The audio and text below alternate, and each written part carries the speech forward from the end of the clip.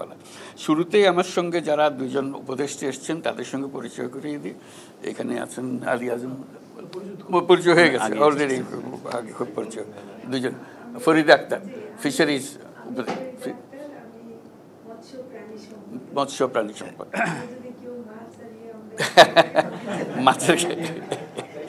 মাছের কথা বলতে হলে অনেক সঙ্গে বলতে, এই যে মাছের ব্যবসায়ী এখানে আছে। যাক, ওই দুজনের সঙ্গে পরিচয় করিয়ে দিলাম। আর এমনিতে আমরা আমার সঙ্গে আপনাদের অনেকের সঙ্গে পরিচয় হয়ে গেছে অলরেডি। কারণ এই দেশের, বাংলাদেশের পরে যে দেশের সঙ্গে একেবারে ওতপ্রোতভাবে জড়িত সেটা হলো ইতালি। বহু বছর ধরে এদের সঙ্গে আমি কাজ করি। ইতালির উত্তর, দক্ষিণ, পূর্ব, পশ্চিম কোথাও কোনো জায়গা নাই যেখানে আমাকে নিয়ে যায়নি, যেখানে আমার কোনো কর্মসূচি নাই। এটা একটা হলো সব রাজনৈতিক দলের সঙ্গে আমার একটা সম্পর্ক হয়ে গেছিলো, যার কারণে একটা বহু ধরনের প্রস্তুতি এর মধ্যে হয়েছে রাজনৈতিকভাবে। এখানে যে 5 স্টার মুভমেন্ট হলো, 5 স্টার মুভমেন্ট যে জিতলো, তাদের প্রধান প্ল্যাটফর্মের মধ্যে একটা অংশ ছিল যে সমস্ত কথা আমি বলি, যে সমস্ত কথা এটা তাদের রাজনৈতিক দলের অংশ হিসেবে তারা গ্রহণ করেছিল। সেজন্য বহুবার তাদের সঙ্গে বৈঠক হয়েছে কীভাবে এগুলো ইমপ্লিমেন্ট করবে। অর্থাৎ এই দেশের রাজনীতি এবং বিশ্ববিদ্যালয়, ছাত্র সমাজ সবার সঙ্গে আমার যোগাযোগ। ওই যে একটা বোলোনি ইউনিভার্সিটির কথা দীর্ঘদিন ধরে ওদের সঙ্গে আছে, এবং বিভিন্ন বিশ্ববিদ্যালয়ে এরকম সেন্টার আছে, আমাকে যেতে হয়েছে, তাদের ছাত্রদের সঙ্গে যোগাযোগ হয়েছে, কর্মসূচি আছে। কাজে সেই সূত্রে এটার সঙ্গে আমার খুব গভীর একটা সম্পর্ক দাঁড়িয়ে গেছে। এইটাতে যখন কি করতে যাচ্ছিল রোম সিটিটাকে, যেটার সিলেকশনের জন্য যে একটা ডেলিগেশন যাবে এক্সপোর জন্য সিলেকশন প্রসিজিওরে, তো সেখানে ইতালি সরকার যে কমিটি গঠন করলো এটা প্রমোট করার জন্য, বিভিন্ন শহর এটাতে প্রতিদ্বন্দ্বী হয়, রোমকে যাতে তারা সিলেক্ট করে সেই জন্য যে তারা তাদের যে কমিটি বানালো এটার জন্য, এক্সপো ইন্টারন্যাশনালের সঙ্গে নেগোশিয়েট করার জন্য, সেখানেও আমার রাখলো যাতে আমি শুদ্ধ গেলে এটা তাদের রোমের কেসটা ভালো হয়। কাজে রোমের সঙ্গে আমার সেই কারণে, রোমের যত মেয়র এসছে সবার সঙ্গে আমার সঙ্গে পরিচয়। গতকাল রোমের মেয়রের সঙ্গে, ওনার সঙ্গে আগেও দেখা হয়েছিল, আবার দেখা হলো। তো সেখানে আপনাদের কথা আলোচনা হলো, খুব সম্মানের সঙ্গে আপনাদের কথা বললো, এটা হলো বড় কথা। তার সাথে সব কথার আগে যেটা বলতে হয়, আপনাদের কাছে আমরা খুবই কৃতজ্ঞ, বাংলাদেশ অ্যাজ এ হোল, সবাই, বাংলাদেশের সবাই কৃতজ্ঞ। এই অভ্যুত্থানের যে সময় আমরা যে সরকার পেলাম, যে অবস্থা পেলাম, এটা লণ্ডভণ্ড অবস্থা, টাকা পয়সা সব খালি, চলাফেরার কোনো বেতন দেবার উপায় নাই, মানুষের টাকা পরিশোধ করার উপায় নেই, আন্তর্জাতিক পরিশোধ করার উপায় নাই, একদম তলানিতে আমরা। তো বুঝতে পারছিলাম না যে কোথার থেকে আমরা রওনা হব, কোথার থেকে আমরা কাজ করব।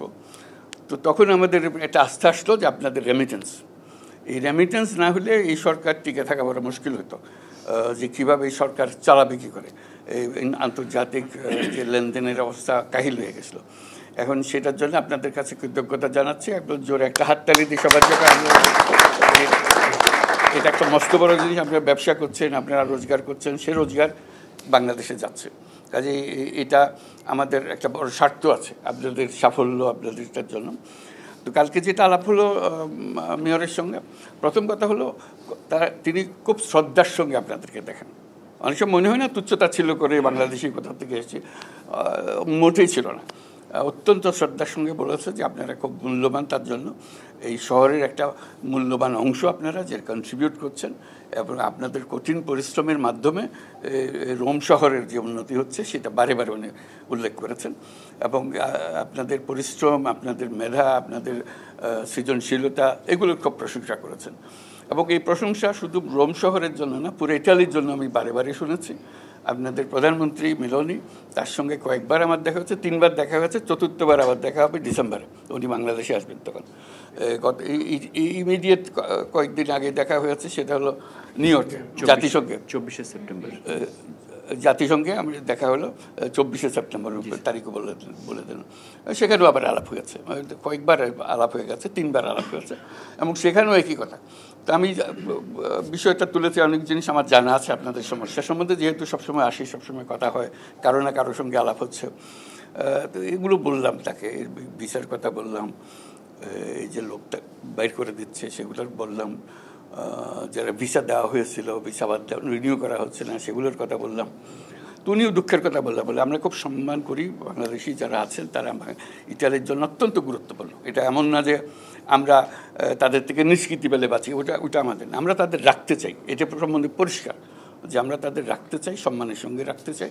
কিন্তু কতগুলো সমস্যা আছে, ভেজাল, এই বাংলাদেশ যেখানে যাচ্ছে এই ভেজালের একটা সৃষ্টি করছে, বলে এইটার থেকে আমরা বাঁচতে পারতেছি না, এটার থেকে নিষ্কৃতি বলে আমি বললাম যে আমরা দুই পক্ষ চেষ্টা করি, আমাদেরও কষ্ট হয়, যে তারাও কষ্ট পায়, আমরাও কষ্ট পাই, তারা ঠেকায় পড়ে এই সমস্যার মধ্যে পড়ে গেছে। এটা এমন না যে তারা আসলে দুষ্ট লোক, তারা ভালো লোক, কিন্তু পরিস্থিতির কারণে দুষ্টামি করে টিকতে হচ্ছে তাদেরকে। এটা দুষ্টামি করে যাতে টিকতে না হয় একটা পন্থা বাইর করতে হবে আমাদেরকে, সেও যেন সম্মানের সঙ্গে বাঁচে, আর তোমরাও যেন আইন কানুন মতো চলে, আমরাও শান্তিতে থাকি যে আইন কানুন মতো। তো সেখানে ইতিমধ্যে আলোচনা হয়েছিল আগে, সেই আলোচনার রেশ ধরে আমি বললাম যে এখন বলছি যে একজন যদি নিয়ে যাও, আমরা একজন নতুন আনবো, একজন ভেজাল লোক নিয়ে অদল বদল করে জিনিসটা পরিষ্কার হয়ে যাক, অর্থাৎ জিনিসটা পরিষ্কার, তাদেরও ইচ্ছা পরিষ্কার, আমরাও চাই যে পরিষ্কার। তো ওখানে একজনের পরিবর্তে একজন হবে না, একজনের পরিবর্তে দুজন হবে, এগুলো নিয়ে আমরা একটা আলাপ করছি যে কী করা যায়। এটা নিষ্কৃতি, এটার থেকে নিষ্কৃতি পেতে হবে, এটার উপায় নেই আন্তর্জাতিক আইন অনুসারে, এবং বিশেষ করে ইউরোপিয়ান ইউনিয়নের সদস্য হিসেবে তাদেরকে এটা করতে হয়। যে আমাদের লোক তো আসতেছে, নানা জায়গাতে আসছে, এই যে নানাভাবে আসে, তাদের সঙ্গে আমার আলাপ হয়েছে, এই জাহাজ থেকে সদ্য নামার লোকের সঙ্গে বৈঠক হয়েছে, মেয়রকে শুদ্ধ নিয়ে আলাপ হয়েছে, কী করবে এখন, এটা এসে গেছে। তো মেয়র বললো যে ঠিক আছে, এসে যখন গেছে আমাদের দায়িত্ব হলো তাদের গ্রহণ করা, তাদের এখানে সেটেল করা। তো তাদের অ্যাটিচিউড দেখলাম যে এরকম না, এখনই জাহাজে ওঠো ফেরত যাও, ওরকম বলে না, ওরকম বলে না তাদের। এটি হলো ভালো লাগে যে এরা সম্মান করে, মানবিকতা আছে। তো আমি বললাম যে দেখো, এটা এখন তো এখানে আসলো, বলতে এরা এখানে থাকবে না তো। আমি বলছি কেন, বলে তাদের ডেস্টিনেশন হলো অন্যদিকে, আরও উত্তরে যাবে, উত্তরে যেতে যেতে কদ্দূর যাবে সেটা তারা জানে, কিন্তু এখানে বেশি দিন থাকে না। তবে দেখলাম যে ওখানে থেকে থেকে যেটা হয়েছে, এটাও পরিচয় করে দিল, সে ওখানে আমার জন্য আমন্ত্রণ করে রেখেছিল, কয়েকজন বাংলাদেশি ছিল সেখানে, ওদের সঙ্গে পরিচয়, বলে এটা আমাদের সিটি কাউন্সিলের সদস্যরা, এখানে যারা থেকে গেছে তারা এখন সিটি কাউন্সিলে আছে, বলে তারা এখন আমার মালিক, আমার হুকুম দিয়ে তারা। তার মধ্যে যিনি প্রধান নেতা তাদের মেয়রে দেখলাম যে বেশ সবিহ করে, তারা একটা বাচ্চা মেয়ে, একটা 27-28 বছরের মেয়ে, সে হলো এদের নেতা। যে বলে ওর কথায় আমাদের চলতে হয়, ও যখন বক্তৃতা করে আমাদের ত্রাহি ত্রাহি অবস্থা হয়। দেখলাম যে এটাও একটা সম্পর্ক দাঁড়িয়ে গেছে, যে এটা এমন না যে একেবারে নাম পরিচয়বিহীন লোক এখানে এসে গেছে, তারা শ্রদ্ধাও করে, কিন্তু সমস্যা আছে।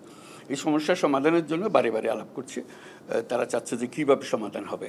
এই যে ছাত্রদের যাদের এক্সপায়ার করে ঢুকেছিল, তারপর আর দেয় না, এইটাও একটা বড় সমস্যা হয়ে গেছে। একটা তো হলে ভেজাল লোক ঢুকে গেছে, কাগজপত্র কিচ্ছু নাই, এই ভেজালের মধ্যে আছে, ওদেরকে কীভাবে সঠিক পথে নিয়ে আসা যায়। অর্থাৎ চেষ্টা হচ্ছে সমাধান করা, তাড়িয়ে দেওয়াটা সমাধান না। এইটা পরিষ্কার হয়ে গেছে, দুপক্ষেই এটা পরিষ্কার, তাড়িয়ে দেওয়াটা সমাধান না। তবে কীভাবে এটাকে পরিষ্কার করা যায় যাতে তোমরাও পরিষ্কার থাকো, আমরাও পরিষ্কার। এই হিউম্যান ট্রাফিকিং যে জিনিসটা বলে, আপনারা সবাই পরিচিত আছেন, বলে মস্ত বড় জিনিস, বহু লোক প্রাণ দেয় ইত্যাদি, এগুলো যাতে দিতে না হয় সেটার চেষ্টা করা। যেহেতু তাদের রাজনৈতিক নেতাদের সঙ্গে সম্পর্ক আছে, এটা বহুবার বুঝিয়েছি যে এই জিনিসটা যাতে হয়, সুন্দরভাবে হয়, এবং আপনারা যাতে বিভিন্ন পেশায় প্রতিষ্ঠিত হন, এটাও তারা ভালো লাগছে। তারা আসে একরকম, তারপর আস্তে আস্তে উপরের দিকে চলে যায়, কেউ তাদের নিজের চেষ্টায় করে ফেলে, তো সেটা আমাদের কাছে ভালো লাগে। যদি কোনো রকম বেআইনি কাজ না করলে আমরা খুশি। আর এখানে যেহেতু আসি বহুজন সম্মান করার জন্য, রোম শহরের সবচেয়ে বড় বড় রেস্টুরেন্ট যেগুলো আছে সেখানে খেতে নিয়ে যায়, ডিনার খাওয়াবে। তো আমিও যাই, তারা ডিনার খাওয়াইতে চাই, খাই। কতক্ষণ পরে দেখি আমার চারদিকে ফিসফাস শুরু হয়ে গেছে, কি ব্যাপারে। একজন বাংলাদেশি পাওয়া গেলো, সে এসে সালাম দেয়, কেন ফার্স্ট আর একটু কথা বলবো, কী বল, সবাই ভেতরে কিচেনে অপেক্ষা করতেছে, আপনার সঙ্গে একটু দেখা করবে। তো মালিক আসলো, মালিকে বললো যে হ্যাঁ আমাদের এখানে বাংলাদেশি আছে, বলে আমরা খুব কৃতজ্ঞ বাংলাদেশের প্রতি, বলে আসলে রেস্টুরেন্ট তারাই চালায়, আমি শুধু টাকাটা দিই, বলে এদের কারণেই আমার উপার্জন, তাদের হাতেই এটা। ভেতরে গিয়ে দেখলাম সব কাজকর্ম করতেছে সব বাংলাদেশি, টপ রেস্টুরেন্ট কিন্তু এটা, রাস্তার পাশের রেস্টুরেন্ট না। রোম শহরের কোনো রেস্টুরেন্ট নাই যেখানে বাংলাদেশি শেফ নাই। বাংলাদেশি শেফ চলে গেলে রোম শহর অচল হয়ে যাবে। আমি তাদেরকে বললাম, আমার দেখো আমার ভাগ্য হয়েছিল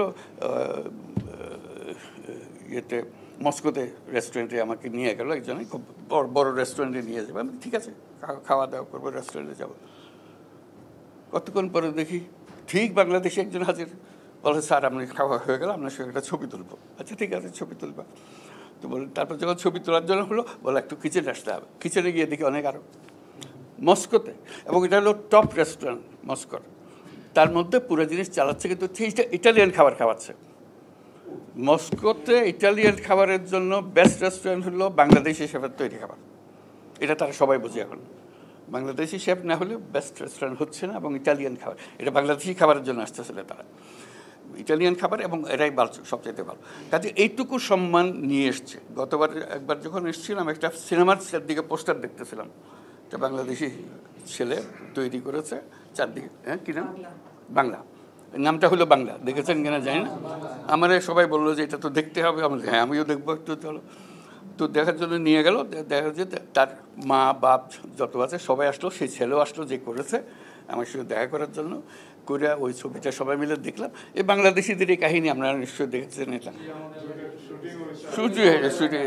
খুব মজা লাগলো। যে মানে আমি বলছি যে কত দিকে, এটা শুধু রেস্টুরেন্ট চালাচ্ছি, ব্যবসা করছি, আন্তর্জাতিক ব্যবসা করছি তা না, কালচারের মধ্যে ঢুকে গেছে, এবং সম্মান খুব ভালো রিভিউ পেয়েছে এটা।